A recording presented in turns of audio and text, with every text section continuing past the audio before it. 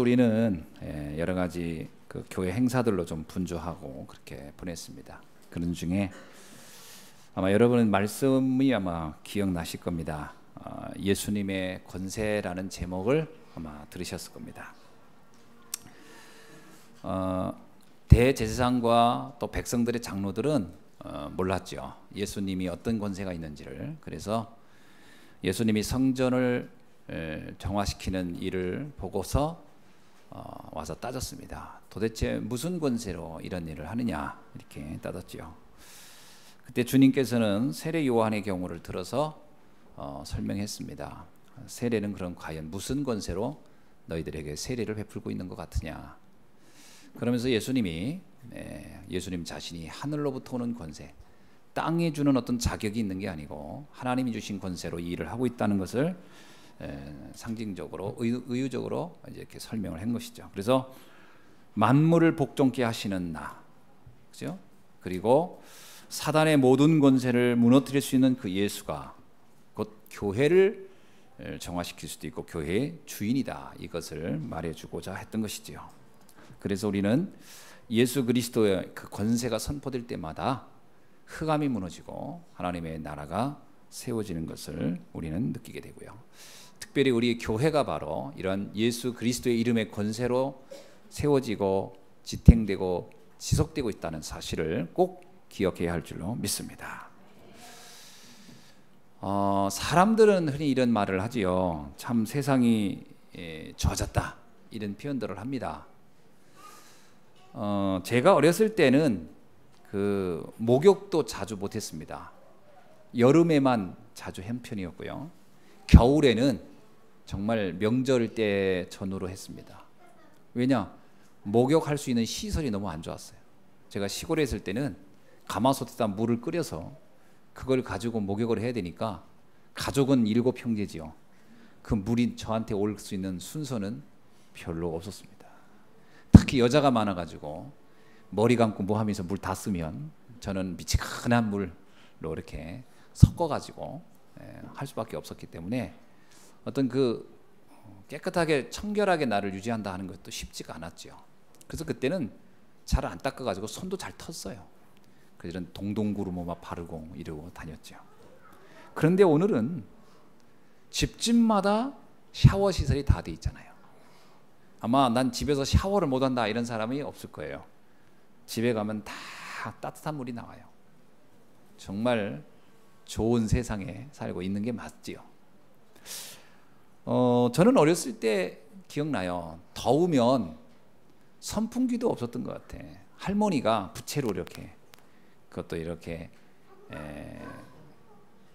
마당에다가 이렇게 멍석 깔고 거기 누워 있으면 이렇게, 그리고 쑥을 피워서 목이 좁고, 그러니까 더위를 고스란히 받아야 돼요.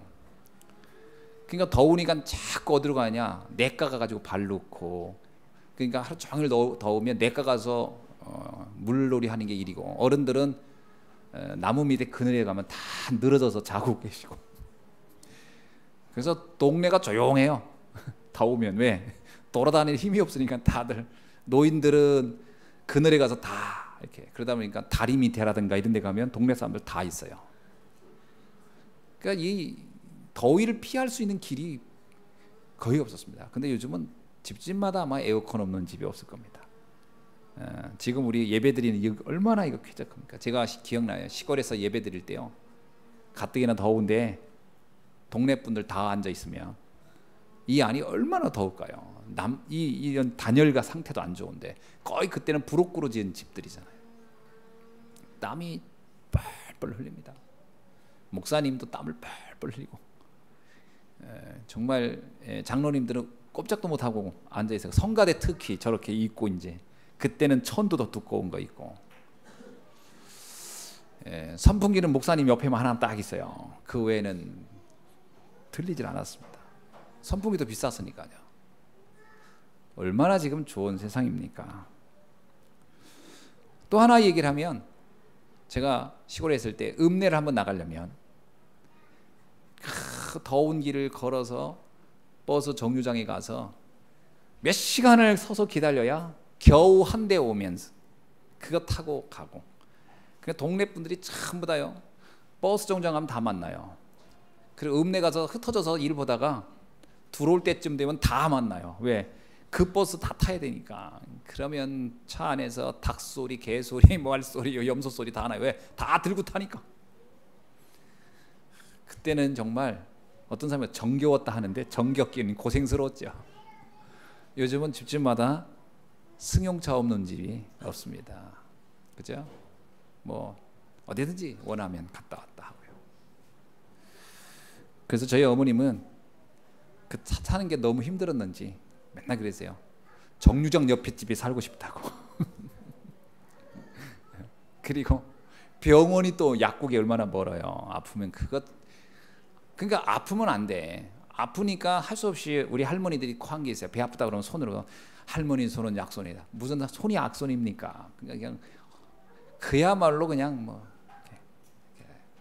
그리고 뭐 된장 바르고 뭐 다. 그러면서 이제 그 웬만한 걸 그냥 해결하라는 거예요. 왜? 병원 약국 가기가 너무 불편한 거예요. 그런 시대 있었잖아요.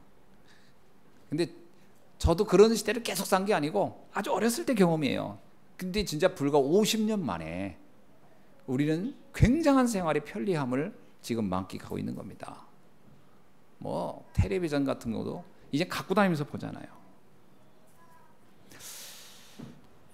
자, 그런데 이렇게 우리의 생활은 편리해졌고 아주 좋아진 것 같은데 그 속에 살고 있는 사람들의 상태는 어떠냐 하는 겁니다. 그럼 행복하냐 하는 거예요. 난 너무 행복하고 너무 기쁘고, 그렇죠? 옛날엔 텔레비전이 얼마나 귀했던지 텔레비전 앞에 그 브라운관 기스나지 말라고 문짝도 있었어요. 기억나는 모르겠어요. 그게 문짝이 딱 있어가지고 열쇠로 잔 거예요. 아무나 못 보게. 그 동네 사람들 다 모이면 텔레비전 주인이 옵니다. 열쇠 가지고. 자, 다 앉았냐고 기다리라고. 쫙. 그 기분이 야, 드디어 오늘 만화는 보는구나. 쫙. 근데 지금은 리모컨으로. 그런데 과연 행복하냐 하는 겁니다. 우리 뭐 성도님 중에 상담하는 분들도 있으니까요. 이렇게 상담하는 이야기를 들어보면 아이들 가운데 특히 학교에 있는 선생님들이 그런데 이혼 가정이 굉장히 많아진 거예요. 이혼 가정. 옛날에는 이혼 가정이 좀 많지 않았거든요. 참 어쩌다 이렇게 뭐 사별한 경우라든가 특별한 경우가 있지. 요즘은요 웬만하면 다 이혼합니다. 우울증, 공황증, 공황장애라고 하죠. 이런 걸로 고통당하는 사람들이 너무 많아요. 자살하는 사람도 너무 많고요. 우리의 삶이 과연 행복해졌냐 이런 얘기죠. 그런데 이게 선진국이냐 후진국이냐 상관없어요. 인간의 그 상태는 거의 똑같아요. 똑같습니다. 어쩌면은 후진국일수록 자기의 고통이나 아픔을 이렇게 드러내서 어쩌면 도움을 좀 더 빨리 받는지도 몰라요. 근데 선진국일수록 더 많이 배운 사람일수록 자기 안의 고통을 숨겨버려요. 그래서 사람들이 몰라요. 저 사람이 얼마나 힘들고 고통스러운지. 어느 날 자기 혼자 견디다 못하니까 끝나는 거죠. 사람들은 굉장히 외로워하죠. 아파트가 지어지면 굉장히 사람들이 친밀하게 지낼 줄 알았지만 아닙니다. 사람은 저런다고 친밀해지는 게 아니에요.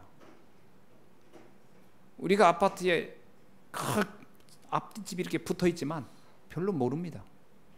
다 자기 속에 갇혀 살고 있다. 세계는 점점 많은 문제들로 고통을 당하고 있죠. 선진국은 선진국대로, 후진국은 후진국대로.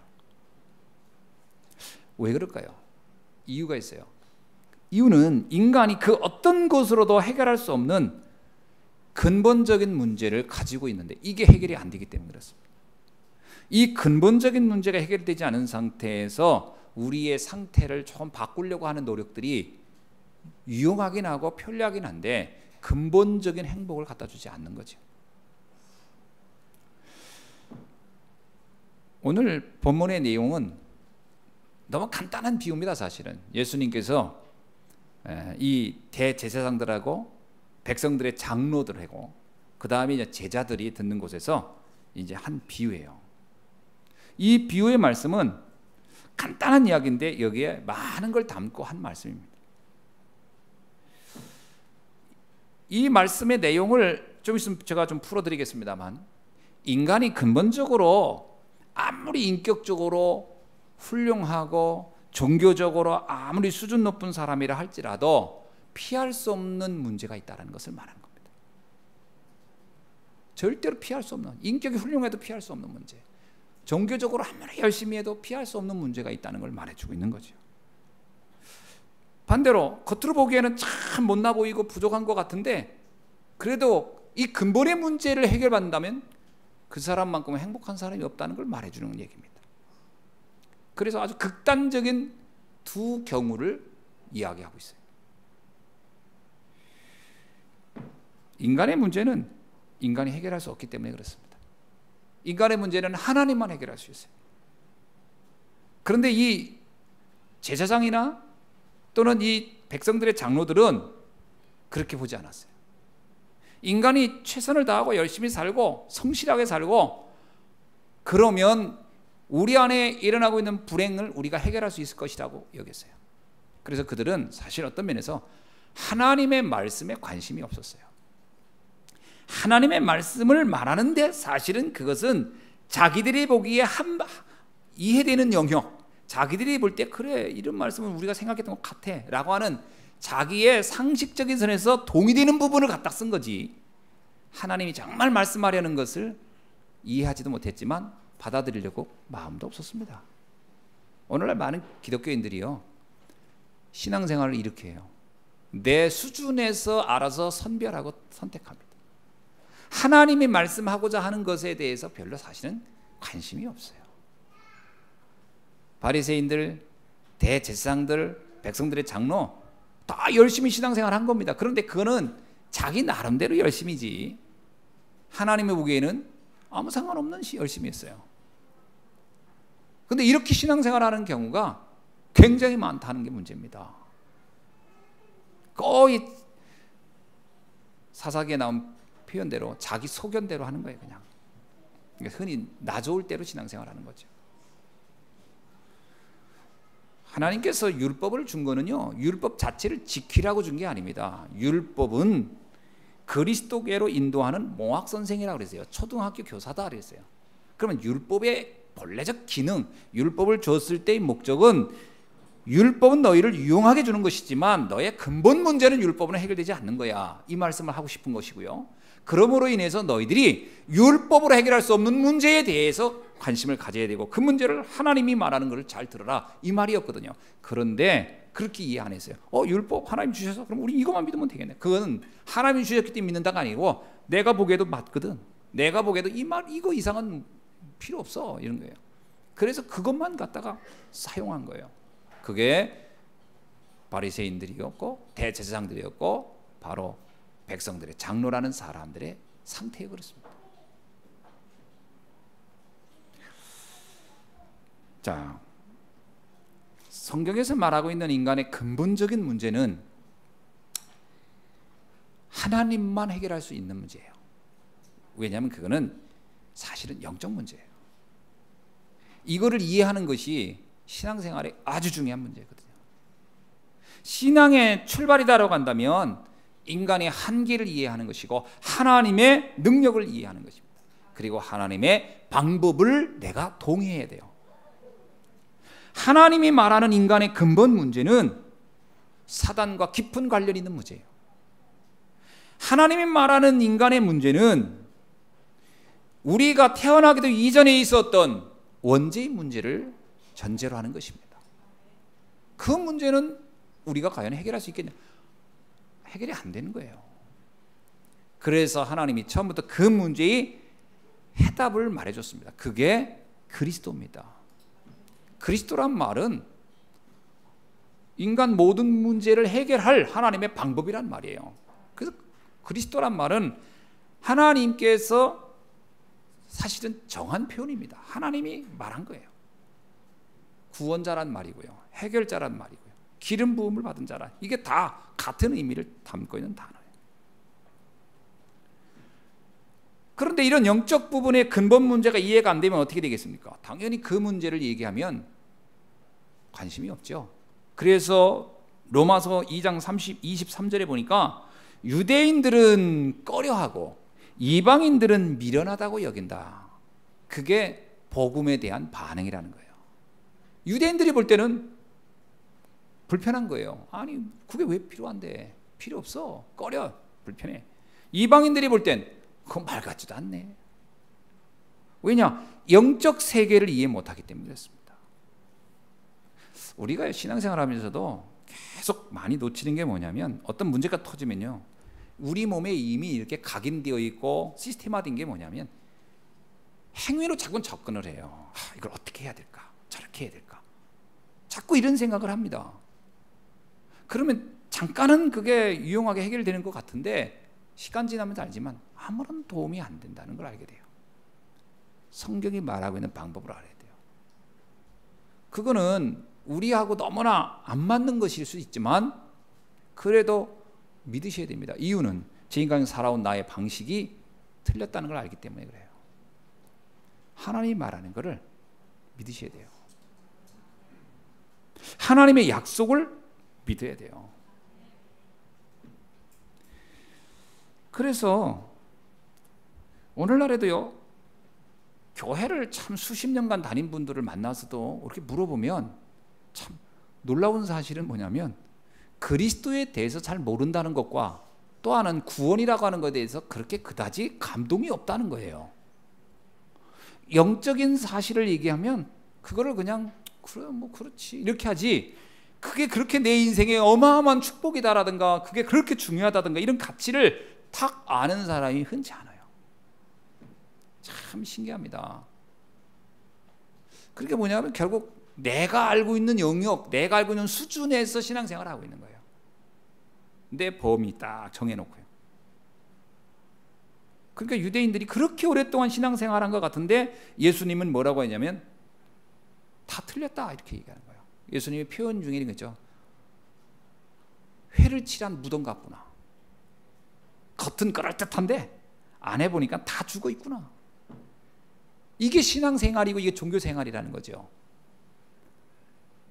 근데 이게 비단 예수님 당시만 이러냐는 거예요. 오늘날에도 많은 기독교인들이 영적 상태를 가보면 사실 영적이라고 말하는 게 부끄러울 만큼 영적이지 않습니다. 참 육신적이죠. 그럼 육신적인 게 틀렸단 말이냐? 그게 아닙니다. 육신적인 것도 중요한데 더 중요한 영적인 부분에 감각이 없다라는 게 문제예요. 그러니까 어느 날 내 인생에 다가오는 문제는 영적 문제인데 이거를 막아내거나 이걸 해결할 힘이 나에게는 이미 근본적으로 없는 거예요.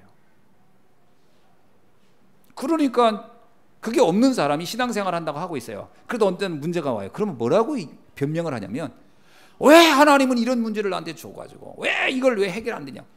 근본적으로 그걸 해결할 힘이 나에게 주님이 줬는데 자기가 그걸 갖고 있지 않은 거잖아요. 쉽게 말하면요, 예방 접종을 해야 어떤 뭐 바이러스가 오면 막아낼 거 아닙니까? 예방 접종이 안 된 상태는 바이러스가 오면 못 막잖아요. 나에게 영적인 예방 접종이 안 돼 있다, 영적 부분에 대한 감각이 없다 그러면 무책임하게 그냥 속수무책인 거지요. 바울은 빌립보서 1장 20절로 21절에서 이런 표현을 합니다. 그리스도에 대한 이해를 이렇게 표현해요. 나의 간절한 기대와 소망에 따라 아무 일에든지 부끄럽지 아니하고, 내가 어떤 상황에 어떤 일을 해도 난 부끄럽지 않다 이거예요. 그러면서 오직 전과 같이 이제도 온전히 담대하여, 그 다음에 중요합니다, 살든지 죽든지 내 몸에서 그리스도가 존귀히 되기를 원하노라. 그러니까 나는 그리스도를 알고 났더니 살아도 좋고 죽어도 좋고 상관없다. 난 가난해도 좋고 부유해도 좋고, 난 건강해도 좋고 질병이 생겨도 상관없고. 그게 무슨 얘기냐면요, 그 정도 나는 그리스도에 대한 가치를 발견했다라는 얘기예요. 과연 오늘날 많은 성도들이 그리스도의 가치가 이 정도 이해가 되느냐? 그렇지 않습니다. 조금만 어려움이 온다, 힘든 일인다, 언제든지 돌아설 준비가 다 돼 있어요. 돌아설 준비가 다 돼 있다니까요. 초대교회 성도들을 보세요. 그들은 그리스도 때문에 고난당하는 것을 감사한다 그랬어요.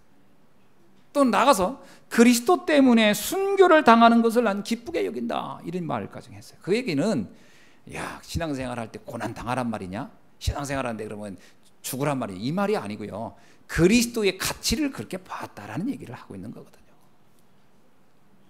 오늘 말씀을 통해서 이러한 가치를, 복음의 가치와 복음의 능력에 대한 비밀들을 다시 한번 확인하는 축복의 날이 되기를 주님의 이름으로 축원합니다. 두 아들의 비유를 한번 봅시다. 어떤 부모가 두 아들에게 똑같은 지시를 했어요. 한번 읽어봅시다. 너의 생각에는 어떠냐? 이게 중요합니다. 이제 네 생각은 어떠냐라는 것은 너희들은 과연 어떻게 생각하느냐라는 질문이죠. 어떤 사람에게, 28절에 있는 얘기입니다. 두 아들이 있는데 맏아들에게 가서 이르기를, 얘야 오늘 포도원에 가서 일 좀 하라 그랬더니 그가 대답하기를, 예 아버지 가겠습니다 해놓더니 가지 않았다는 거예요. 그럴 수 있죠? 예 가겠습니다 하더니 안 갔어. 두 번째 아들에게 또 얘기했어요. 큰 아들에게 하듯이, 야 너 포도원에 가서 일 좀 할래? 그랬더니 이 아들이 하는 얘기가, 싫어요 안 가요 그러더래요. 그들이 조금 있더니 그래도 가야 되겠다. 그래가지고 이 아들이 가서 일을 했다, 이런 얘기입니다. 너무나 간단한 비유죠.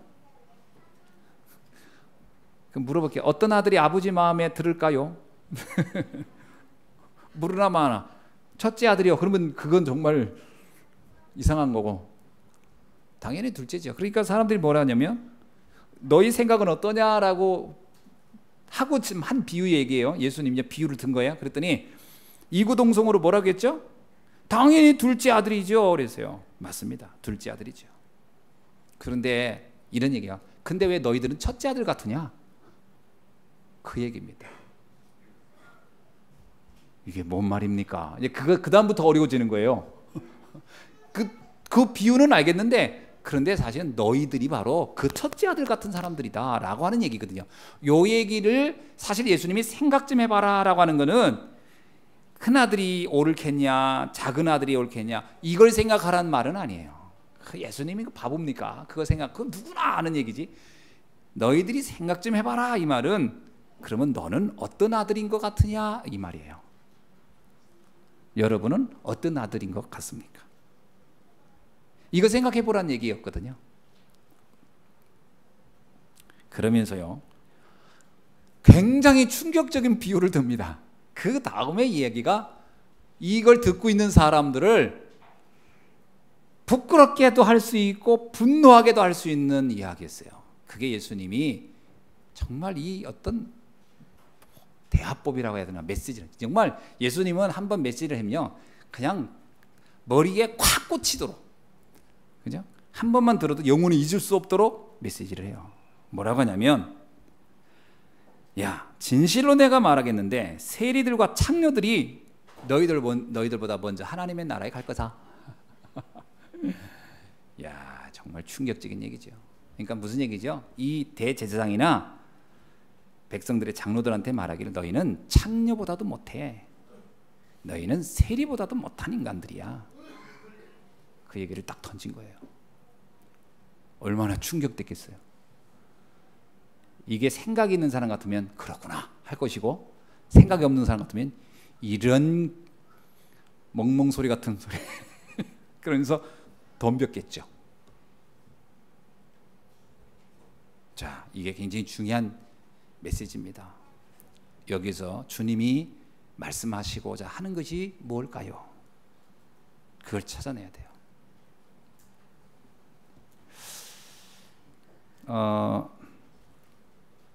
왜 대제사장 또 백성들의 장로들 또 유대인들을 향하여 첫째 아들과 같다고 했을까요? 왜 그랬을까요? 왜 이들은 처음엔 예하고 나중에는 아니요 한 사람이라고 거기에 빗대서 말했을까요? 이스라엘 백성이 처음 하나님께 택함 받아서 부름을 받았을 때요, 이들은 자신들이 하나님께 부름받은 민족이라는 사실에 대해서 아멘했어요. 그게 우리가 알듯이 아브람, 야곱, 다윗 이런 사람은 다 아멘한 사람들이죠. 맞죠? 하나님의 부름 앞에 아멘한 거예요. 그런데 시간이 흐르면서, 세월이 흐르면서 이들은 이러한 하나님의 부름의 이유와 목적과 그리고 복음과 언약을 다 버렸어요. 그리고 하나님과 전혀 상관없는 짓을 막 하고 있는 거예요. 그래서 너희들이 그들과 같은 것이다. 이스라엘 백성이 처음 하나님께 택함을 받았을 때 다윗도 그랬습니다. 오실 메시아, 우리 인생의 근본 문제, 창세기 3장 문제, 이걸 다 알고 있었던 거예요.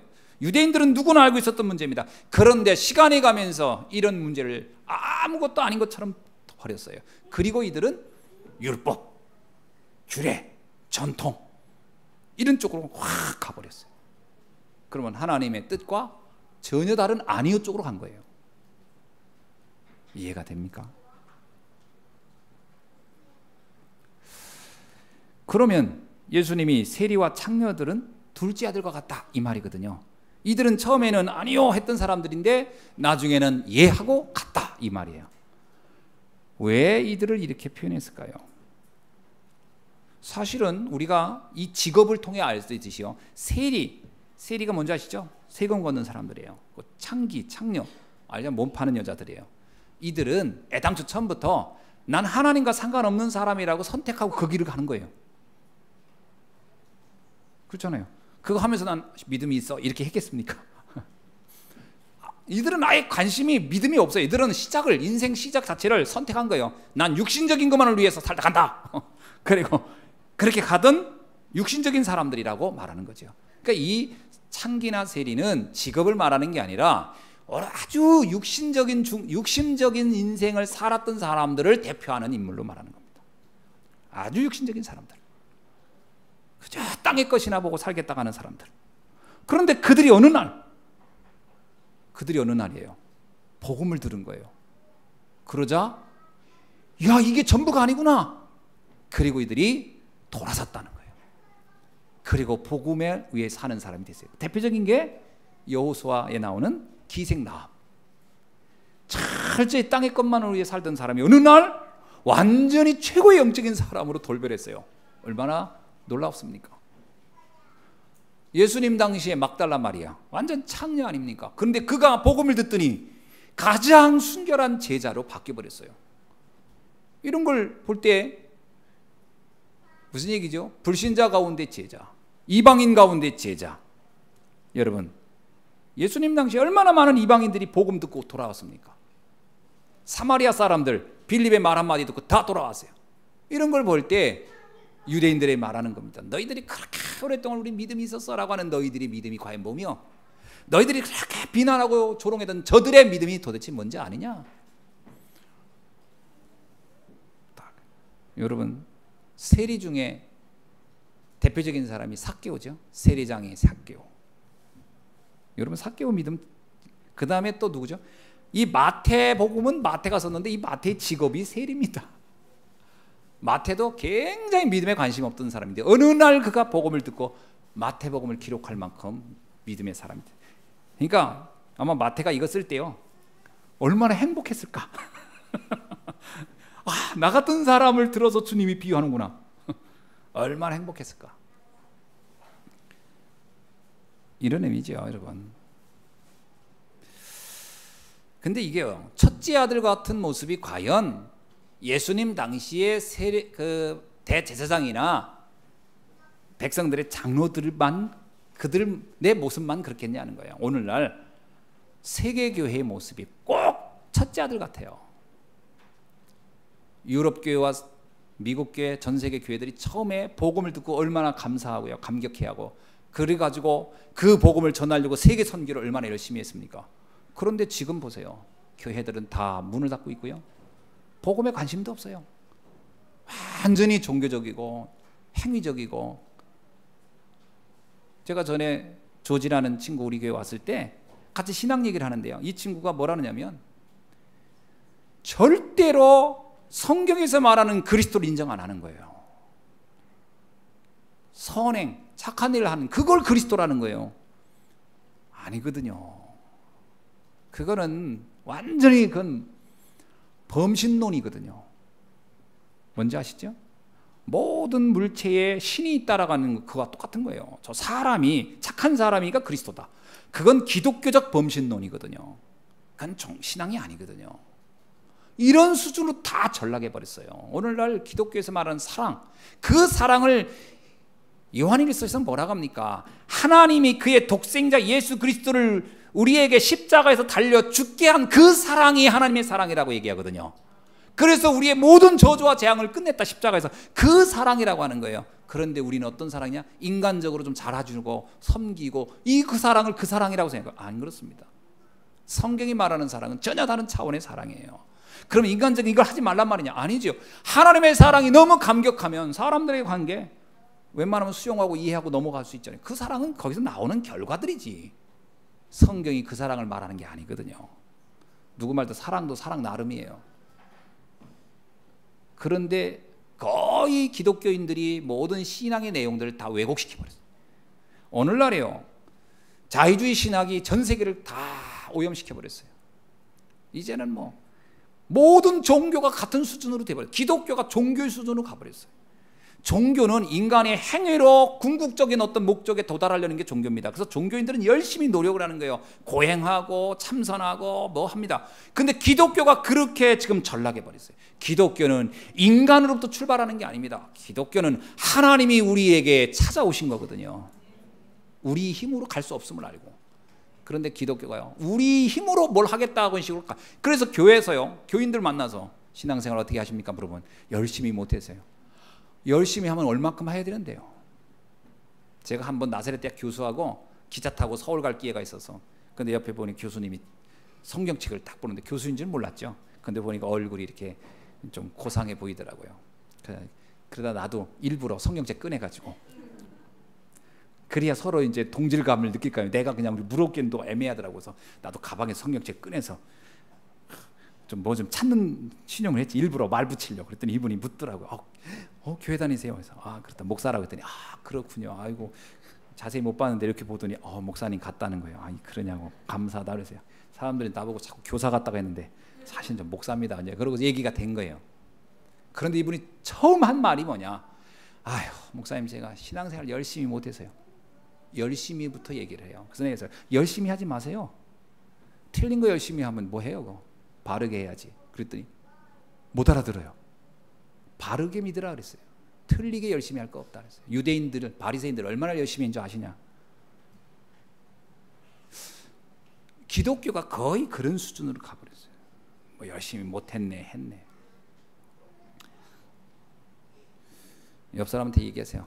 열심히 하지 말고 바르게 합시다. 열심히에는 자기도 속고 남도 속여요. 남도 속여요. 열심히 하면. 예수님이 제자들한테 열심히 믿으라 한 적이 없어요. 나를 바로 믿어라 그랬지. 바로 믿어야 됩니다.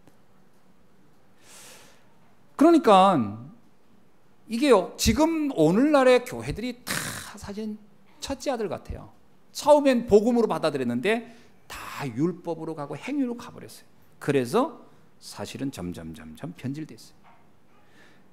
한국교회의 모습은 또 어떻습니까? 저는 거의 무늬만 기독교인들이 참 많겠다. 명목상 기독교인이 참 많겠다. 명목상 기독교인이 너무 많아요. 그리스도란 단어는 사용하지만 그리스도의 능력을 과연 믿는가? 천사라는 단어는 말하지만 천사의 실존을 믿는가? 사단이란 말을 떠올리기도 부담스러워하는데 과연 사단의 존재를 믿는가? 그렇다면 기도의 응답은 믿는가?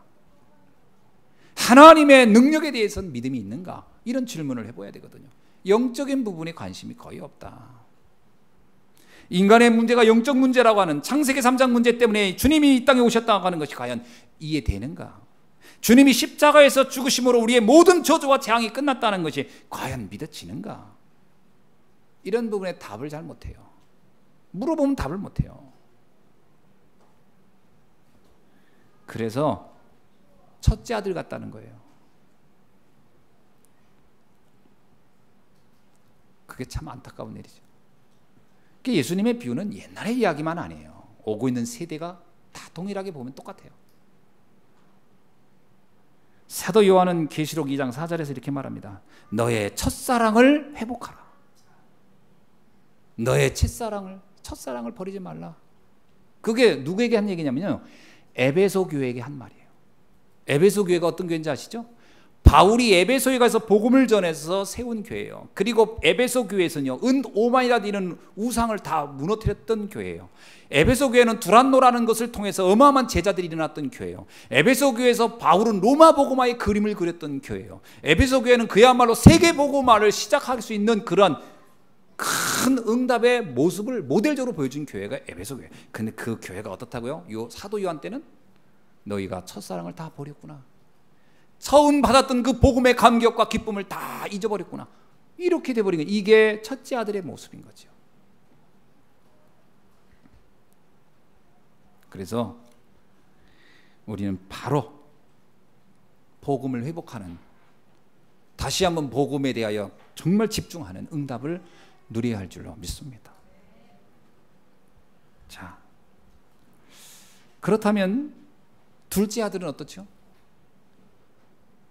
복음에 대해서 관심도 없었고 신경도 안 썼던 어느 날 주님이 우리에게 말씀을 주신 거잖아요. 그 복음을 듣고 감격해가지고 주님의 말씀대로 살겠노라고 하는 사람들 아닙니까? 여러분, 우리의 수준이 어떠냐, 우리의 배경이 어떠냐, 우리가 어떻게 살았느냐 하는 건 중요하지 않은 거예요. 아멘?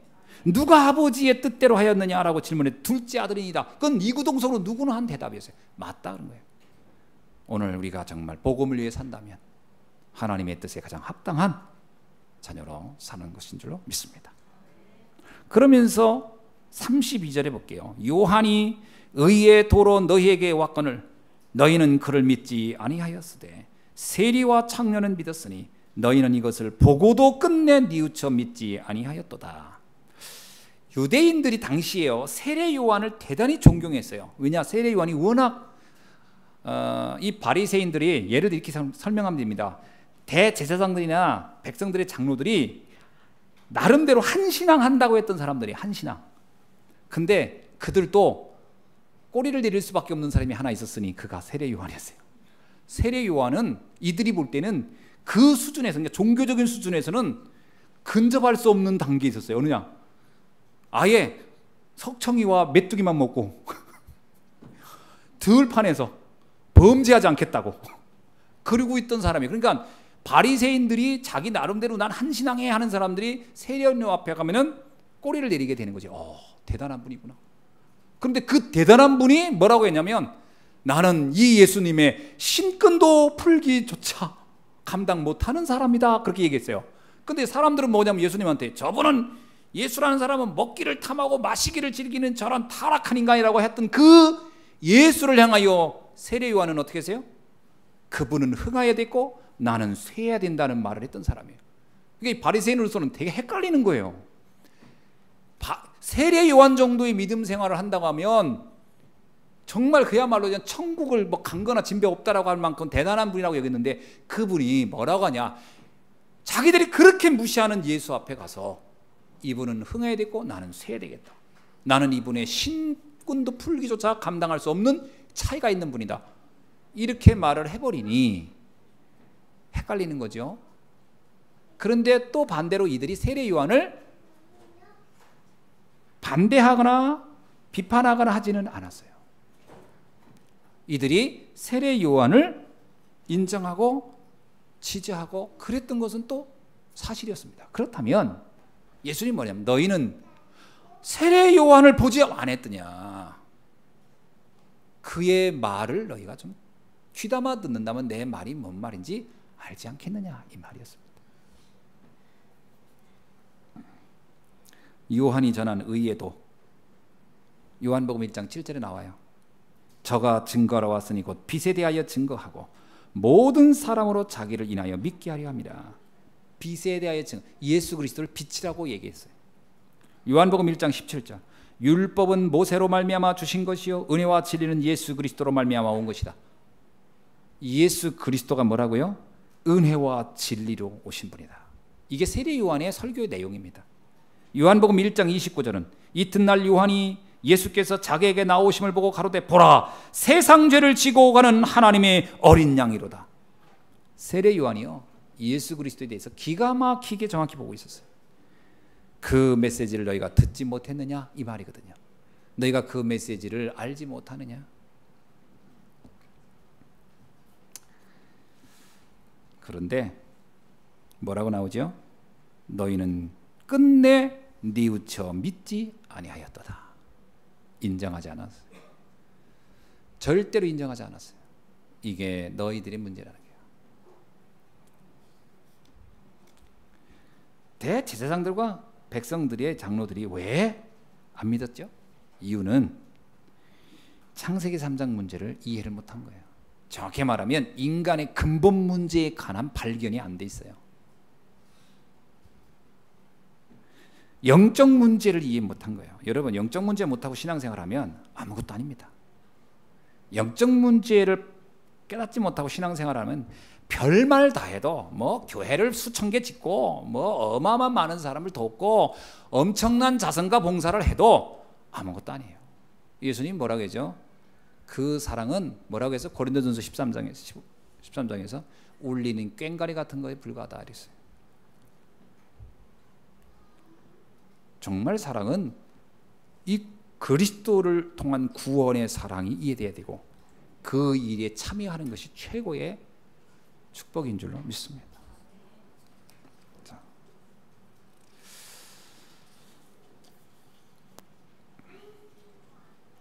그러면 세리나 창녀들은 어떻게 해서 그러면 이 복음을 이렇게 알아들을까요?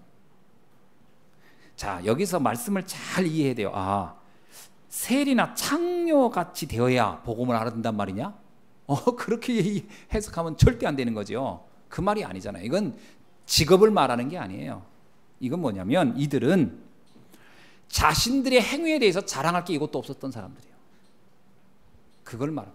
자기들의 것을 가지고 사람들한테 난 뭐가 있어, 난 뭐 지식도 있어, 나는 행위도 있어, 이렇게 말할 수 있는 게 한 개도 없는 사람들을 말하는 겁니다. 그게 뭐죠? 정말 하나님 앞에 겸손한 자, 겸손할 수밖에 없는 자들.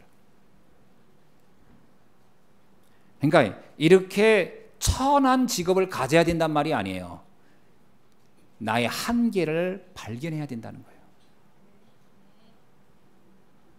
자, 그래서 그들이 자기 한계를 보니까 그래, 내 힘으로 뭘 할 수 있는 게 아무것도 없네. 그런데 어느 날 하나님께서 은혜로 너를 구원한다 이 말이 들리니까 맞아, 쉽게 이해가 되는 거예요. 그게 쉽게 와닿는 거예요. 그런데 대제사장들과 장로들이 왜 이 복음을 못 알아들었냐? 자기들이 내세울 게 너무 많은 거예요. 자랑할 게 너무 많은 거예요. 그런데 하나님의 은혜로 하니까 그게 그렇게 대단해 보이지 않는 거예요. 내 거 가지고 해도 될 것 같은데, 내 의지 가지고도 해도 될 것 같은데, 내 삶을 가지고도 뭔가 될 것 같은데, 뭐 하나님의 은혜가 뭐 필요해? 이렇게 되는 거예요. 예수님이 뭐라고 얘기했죠? 마태복음 9장 12절로 13절에서요. 건강한 자들이 의원을 찾겠느냐? 병든 자가 의원을 찾지? 그러면서 내가 온 것은 자칭 스스로 의롭다는 사람들에게 내가 무슨 의미가 있겠냐? 나는 죄인이라고 하는 그들에게 내가 필요한 것이다. 그게 예수님이 하신 말씀이에요. 왜 우리가 베드로나 세례 요한이 훌륭하다느냐? 인기가 훌륭해서 훌륭한 게 아니에요. 베드로가 예수님 처음 만났을 때 이런 얘기를 해요. 그는 누가복음 5장 8절에서요. 나는 죄인이로소이다. 나를 떠나소서. 베드로가 그 고백을 해요. 대단한 고백이죠. 자기가 어떤 존재인지를 베드로는 평소에 알고 있었던 거예요. 내 행위로는, 내 노력으로는 아무것도 할 수 없는 존재예요. 근데 그리스도가 나타났어요. 그때 자기가 자기를 보니 너무 부끄러운 거예요. 주여, 나는 죄인으로소이다. 나를 떠나소서. 그게야 하나님을 만나고 그리스도를 만나는 중요한 문이 열린 거예요. 왜 세례 요한이 그렇게 훌륭합니까? 아까도 얘기했지만 나는 감히 그분의 신끈 풀기도조차 감당할 수 없는 사람입니다 라고 할 정도로 자기가 얼마나 연약한 자여 부족한 자임을 너무 잘 봤어요. 그래서 그가 하나님 앞에 쓰임 받는 것이다. 분명히 다른 점이 있죠. 왜 세리들이 복음을 쉽게 이해했으며 왜 대제사장들이 그렇게 복음을 이해하는 게 어려웠느냐? 나의 것이 너무 많은 사람은 복음이 잘 안 들어가요. 나의 것을 내려놔야 돼요. 내 경험, 지식, 생각. 우리는 자기가 알고 있는 게 대단하다고 생각하는데 예수님이 말하잖아요. 너희는 죄인이다. 바울이 말해요. 뭐라고 얘기하죠? 로마서에서 하나님은 의롭고 인간은 절대로 의로워질 수 없는 죄인이다.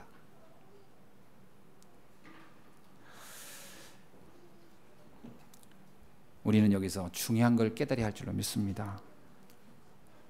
로마 3장 23절을 깨닫는, 내가 연약한 죄인임을 깨닫는 그것이 가장 축복받는 출발이 되는 줄로 믿습니다. 모든 인간은 하나님의 영광이 이룰 수 없는 근본 문제를 가지고 있죠. 모든 인간은 창세기 3장으로 인해서 사단에게 잡혀있는 존재입니다. 그래서 인간은 누구도 의로워질 수도 없고 의로워질 힘도 없어요. 그래서 하나님의 은혜가 필요한 존재예요. 그런데 그 하나님의 은혜 중에 은혜가 그리스도예요. 그래서 예수가 그리스도라는 이 비밀을 아는 순간 우리의 인생의 모든 저주와 재앙은 끝나게 되는 줄로 믿습니다. 그래서 하나님께서 성경에서 이것만을 계속 말하는 거거든요. 오실 메시아와 오신 메시아. 오늘 이 사실을 오늘 우리가 날마다 현장에서 확인하는 여러분 되기를 주의 이름으로 축원합니다. 원죄가 근원적으로 해결되지 않는다면, 원죄에 대한 인식이 안 된다면 그리스도를 인식하기는 어렵습니다. 원죄가 깊이 이해되어야 그리스도가 오직이 되는 거예요. 그래서 오직 예수구나. 아무나 오직 예수 되는 게 아닙니다. 근본적인 문제에 대한 인식이 있어야 돼요. 자각이 있어야 돼요. 이게 이해해지는 순간부터 우리는 현장에서 어마어마한 역사를 이루게 될 줄 믿습니다. 여러분, 사도행전 3장 1절로 10절에 보면 베드로와 요한이 성전 미문의 안진뱅이를 향하여 놀라운 도전을 해요. 어떤 도전이냐? 모든 사람이 절대로 할 수 없다는 문제 앞에 이들이 도전장을 던집니다. 그 도전장은 뭐죠? 예수 그리스도면 충분하다는 거예요. 여러분, 우리의 인생에 어마어마한 문제가 있습니까? 그러나 이 어떤 문제라도 그리스도 예수의 능력이면 가능한 줄로 믿습니다. 그래서 주님은 우리에게 이렇게 말합니다. 너는 요단을 건너라. 여리고성을 무너뜨려라. 가나안을 정복하라. 왜냐하면 할 수 있는 겁니다. 그분의 능력을 의지하면. 그래서 여러분은 이제 도전을 시작할 수 있기를 바랍니다. 내 앞에 있는 장애물이 있습니까? 이건 도저히 안 되는 겁니다라고 하는 게 있습니까? 그리스도의 이름의 권세를 믿고 도전장을 던지기를 주의 이름으로 축원합니다. 믿음의 도전을 해보세요.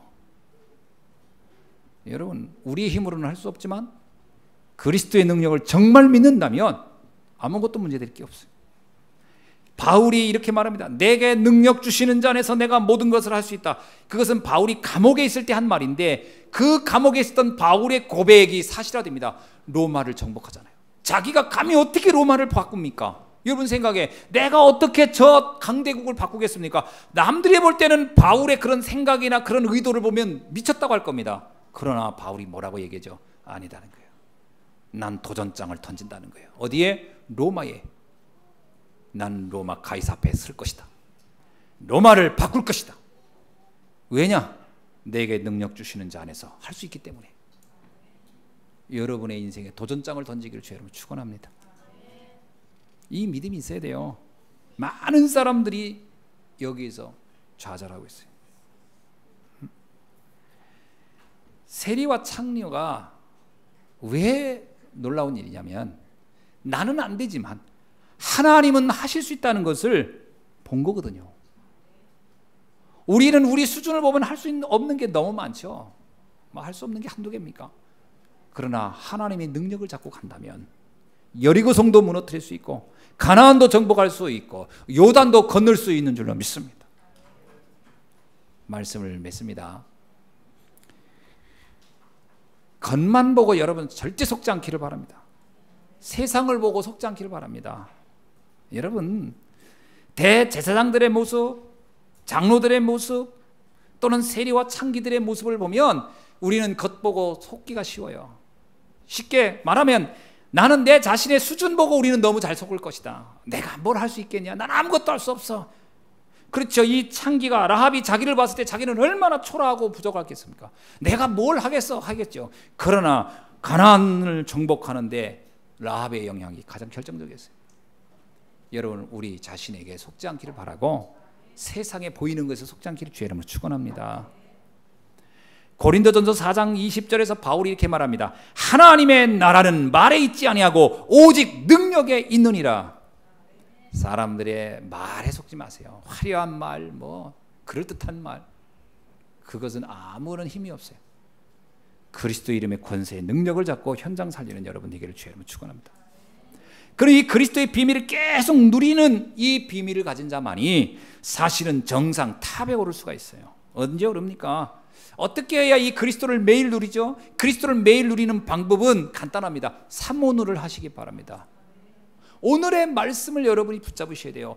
오늘의 내 인생을 승리하면 내일의 내 인생도 승리합니다. 오늘 내가 정상에 서면 돼요. 어떻게 정상에 섭니까? 말씀의 능력을 믿으시면 돼요. 오늘의 말씀. 마태복음 21장 28절로 32절을 설교할 거라는 걸 여러분은 지난주에 눈치챘겠죠? 안 챘습니까? 제가 여기저기 아무 데서나 하면 여러분 저를 찾아가기가 엄청 어렵겠죠. 목사님 이번에 신약에서 본문을 찾으려나 구약에, 그러면 이건 완전히 무슨 보물찾기도 아니고 힘든데 저는 그냥 순서대로 가거든요. 쭉. 그러면 아마 28절부터 32절 읽어온 분들은 오늘 제 말씀이 훨씬 입체적으로 다가왔을지도 모릅니다. 말씀을 깊이 묵상할 수 있길 바랍니다. 그리고 오늘 선포된 말씀을 나의 삶에 적용해 보세요. 하나님은 지금 나에게 뭐라고 하십니까? 그죠? 적용해 보세요. 이게 오늘의 말씀이에요. 이걸 해야 오늘은 우리가 현장을 정복하고 살리는 자가 되고 탑의 자리에 올라가게 되는 줄 믿습니다. 그리고 오늘의 기도, 여러분이 정말 복음을 아는 하나님의 자녀라면 우리의 기도는 반드시 성취되게 있어요. 기도는 영적 과학입니다. 응답되게 돼 있다니까요. 그래서 여러분 기도를 반드시 오늘의 기도를, 오늘 나의 기도를 놓치지 않기를 바랍니다. 그래, 하나님, 내가 오늘 이 말씀의 주인공이 되어서 둘째 아들과 같이 하나님의 뜻을 이루어가는 자가 되게 하심을 감사하고 그 속에서 내 영혼이, 내 믿음이 변질되지 않고 지속될 수 있도록 축복하여 주옵소서. 얼마나 멋있는 기도겠어요. 세 번째는 오늘의 전도입니다. 오늘의 수많은 사람은 첫째 아들같이 살고 있어요. 뭔가 다 나름대로 하나님의 뜻을 향하여 갈고 있다라고 착각하는 사람이 너무 많아요. 그러나 사실 본질을 보면 거의 아닙니다. 그들에게 정확한 복음을 전달해 줘야 되겠구나. 그게 오늘 우리들이 가져야 할 마음가짐입니다. 또 하나는 하나님의 은혜를 의뢰하시길 바랍니다. 오호라, 나는 다 부족한 자다. 나는 이 곤고한 사람이다. 내가 어찌 이 사망의 몸에서 내가 나올 수 있게, 누가 나를 건져내겠느냐? 하나님 외에는 나를 도울 자가 없구나. 그게 다윗도 그렇게 고백했고 요셉도 그렇게 고백한 거예요. 여호와는 나의 목자시니 내가 부족합니다. 육신의 아버지도 나를 버릴지라도 하나님은 나를 버리지 아니하신다. 이게 다윗의 고백이에요. 오늘 우리 하나님을 전적으로 의뢰하는 여러분 되기를 주의 이름으로 축원합니다. 그래야 오직의 응답이 나와요. 오직의, 다른 길이 없어요. 다른 방법이 없어요. 오직 복음, 오직 말씀, 오직 기도, 이게 되는 겁니다. 이것을 아는 사람을 통하여 하나님은 세계 복음화를 이루어 가십니다. 하나님은 처음부터 우리를 세계 복음화라는 그림을 놓고 불렀어요. 여러분은 세계 복음화를 할 만한 축복을 이미 받고 가는 사람입니다. 우리는 끝을 보고 가는 사람들이에요. 가면서 어떻게 되려나 하는 게 아니고 알고 가는 거예요. 이 세계 복음화의 주역의 응답을 꼭 누릴 수 있기를 주의 이름으로 축원합니다. 그래야 싸우지 않고 승리하는 겁니다. 그래야 노력하지 않고 정상에 오를 수 있어요. 그래야 영적 서밋의 자리에서 세상을 살릴 수 있는 줄로 믿습니다. 내가 받은 이 복음을 지금 이대로 지속할 수 있다면 여러분 가장 성공된 사람이요, 가장 축복된 사람일 것입니다. 오늘 이런 축복이 날마다 여러분 삶 속에 누려지기를 예수님의 이름으로 축원합니다. 기도하겠습니다. 하나님 감사합니다. 오늘 주신 말씀 그대로 오늘 현장에서 하나님의 축복을 누리며 그리스도의 이름의 능력을 가지고 세상 살리는 전도자의 축복을 살게 하옵소서. 살아계신 주 예수 그리스도의 이름으로 기도하옵나이다. 아멘.